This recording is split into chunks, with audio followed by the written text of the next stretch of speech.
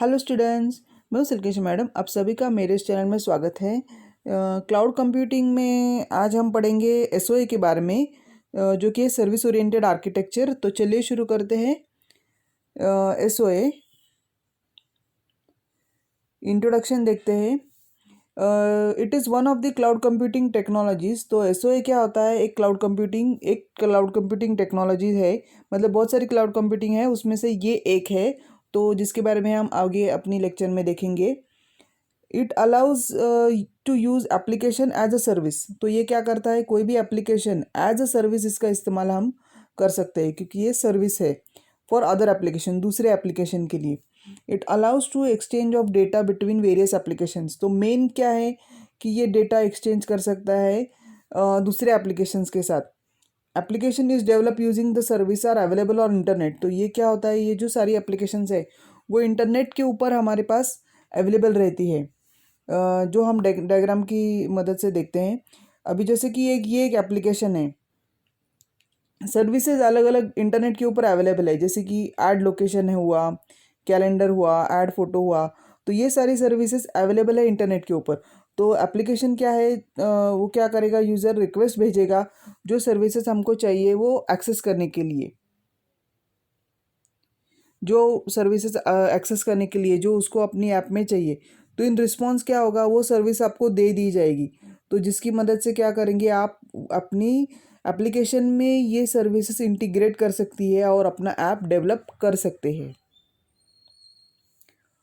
अब देखते हैं एसओए वर्सेस वेब सर्विसेज। अभी एसओए क्या होता है? वेब सर्विसेज जो होता है, they are use to build applications that can send and receive messages. जो क्या कर सकती है? मैसेज सेंड कर भी सकती है और रिसीव भी कर सकती है, भेज भी सकती है, ले भी सकती है, यूजिंग सोप और HTTP। तो HTTP के ऊपर हम ले सकते हैं। Web services publish as package of functionality offered over web. तो ये वेब सर्विस है, इसलिए ये वेब के ऊपर ही फंक्शनैलिटी ऑफर कर रही है। Web services can be use to implement SOA.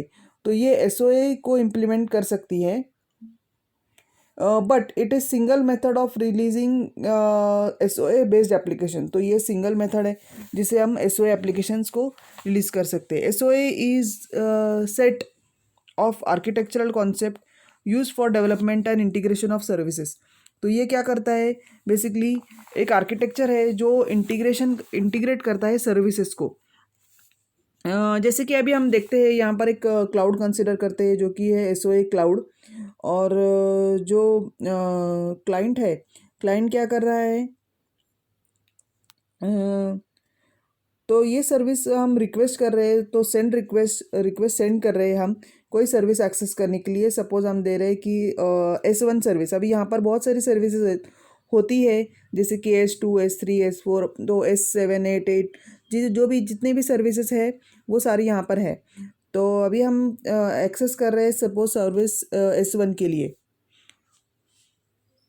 अभी इन रिस्पॉन्स टू दिस वो क्या करेगा? आपको ये सर्विस का इस्तेमाल करने के लिए ये रिस्पॉन्स कर देगा।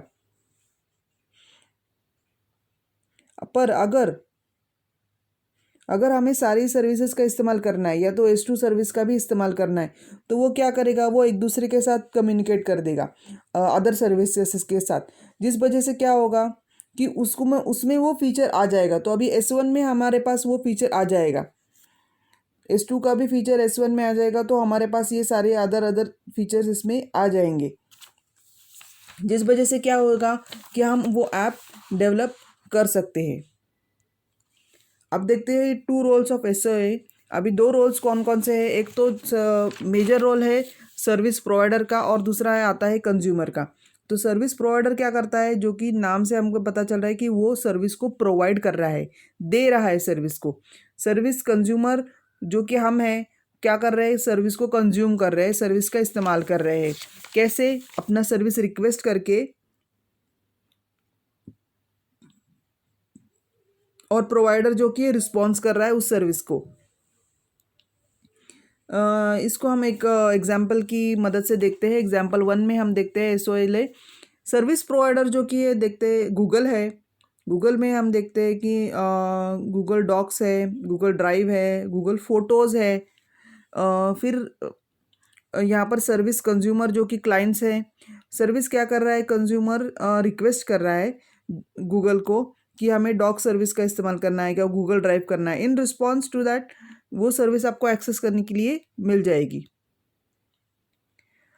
दूसरा एग्जाम्पल देखते हैं, एग्जाम्पल एड ऑन्स का है। तो जैसे कि हम अभी गूगल डॉक्स का इस्तेमाल कर रहे हैं, तो उसमें हमारे पास एक एड ऑन फीचर करके आता है। यहाँ पर देखिए गेट एड ऑन्स करके फीचर आता है। तो गेट एड ऑन से क्या हो सकता है कि गूगल डॉक में ये अलग अलग फीचर्स है, जैसे कि स्पेल चेक एक अलग सा फीचर है, फॉन्ट कलर एक अलग सा फीचर है। तो वो क्या कर रहा है, गूगल डॉक्स उस अलग अलग सर्विसेज को अपने गूगल डॉक्स में इंटीग्रेट कर रहा है। अलग अलग सर्विस को हम अपने इसमें इंटीग्रेट कर रहा है, तो इसमें क्या हो जाएगा, ये कम्युनिकेट कर रहा है एक दूसरे के साथ, और ये एड ऑन्स फीचर्स का इस्तेमाल हम कर सकते हैं। ये है basic architecture of SOA. Service consumer है, सर्विस प्रोवाइडर है और सर्विस रजिस्ट्री है। सर्विस रजिस्टर के पास डेटाबेस होता है। प्रोवाइडर क्या करेगा, प्रोवाइडर्स जैसे कि अलग अलग है, अमेजोन है, फ्लिपकार्ट है, ईबे है। तो सर्विस प्रोवाइडर क्या करेगा, पब्लिश करेगा उस सर्विस को, फिर कंज्यूमर सर्च करेगा और फिर इन्वोक करेगा उस सर्विस को। तो ये कंज्यूमर्स है जो कि क्लाइंट्स हैं। आखिर में आते हैं एडवांटेजेस और डिसएडवांटेजेस के बारे में। अभी एडवांटेजेस क्या है उसका, अवेलेबिलिटी। अवेलेबिलिटी मतलब क्या, वो हमेशा अवेलेबल होता है आपको सर्विस प्रोवाइड करने के लिए। तो सर्विस को आप रिक्वेस्ट कर दीजिए और वो सर्विस आपके लिए अवेलेबल हो जाएगी। दूसरा आता है रिलायबिलिटी। रिलायबिलिटी मतलब क्या है कि वो सर्विसेज जो हम एक्सेस कर रहे हैं वो क्या है, अलग अलग सर्विसेज है।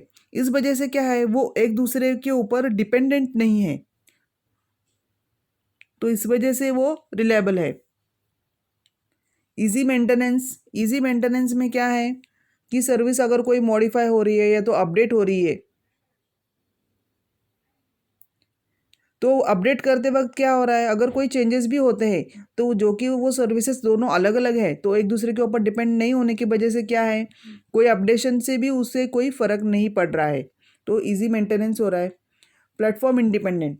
प्लेटफॉर्म इंडिपेंडेंट मतलब क्या है कि अगर दो अलग अलग यूज़र्स है, वो सर्विसेज को अपने एप्लीकेशन में इंटीग्रेट करना चाहता है, तो क्या हो जाएगा, इसकी वजह से अपने अलग प्लेटफॉर्म पर वो इस्तेमाल कर सकते हैं, इसलिए हमने इसे प्लेटफॉर्म इंडिपेंडेंट बनाए हैं। आखिर में आता है सर्विस रीयूजेबिलिटी। तो इसका मेन कंसेप्ट है कि सर्विस को रीयूजेबल किया जाए, मतलब दोबारा से इसका इस्तेमाल किया जाए। तो एक बार अगर कोई सर्विस को क्रिएट करते हैं हम, मतलब एक सर्विस क्रिएट कर दी, तो यूज़र क्या करता है, उस सर्विस को मतलब मल्टीपल यूज़र्स, अलग अलग यूज़र्स क्या करते हैं, उस सर्विस को अपने एप्लीकेशन में, अपने ओन एप्लीकेशन में उसको इंटीग्रेट करते हैं, तो इस वजह से वो सर्विस रीयूजेबल हो जाती है। अभी देखते हैं डिसएडवांटेज की तरफ। डिसएडवांटेज में है हाई इन्वेस्टमेंट, यानी कि कॉस्ट, पैसा। अगर वो फ्रीली अवेलेबल है तो कोई बात नहीं, अगर वो पेड सर्विस है तो अपना एप्लीकेशन का जो कॉस्ट है वो भी बढ़ जाता है, तो जिस वजह से आपका ऐप का कॉस्ट बढ़ जाता है, जो कि हाई इन्वेस्टमेंट में हो जाता है। दूसरा आता है हाई ओवरहेड। ओवरहेड मतलब क्या है, उसका परफॉर्मेंस डिले हो जाता है। अगर कोई इनपुट दिया है और अगर सपोज इनकरेक्ट है, तो वो एक पता चलने में उसको परफॉर्मेंस को देर लगती है, क्योंकि वो एक दूसरे के साथ कम्युनिकेट करते रहते हैं, इस वजह से डिले हो जाता है। आखिर में आता है complex service management. Complex service management में भी वैसे ही है, मल्टीपल सर्विस को हम इस्तेमाल कर रहे हैं, तो वो सारी एक दूसरे के साथ मैसेजेस शेयर कर रही है, जिस वजह से कॉम्प्लेक्सिटी बढ़ रहा है। तो ये बात हो गई एसओए के बारे में। तो जो कि हमने देखा उसका आर्किटेक्चर कैसा होता है और हम किस तरह से अपनी सर्विसेज इंटीग्रेट करती है अलग अलग सर्विस में ऐप करने के लिए। तो आज के लिए बस इतना ही। Thank you, please subscribe and keep watching.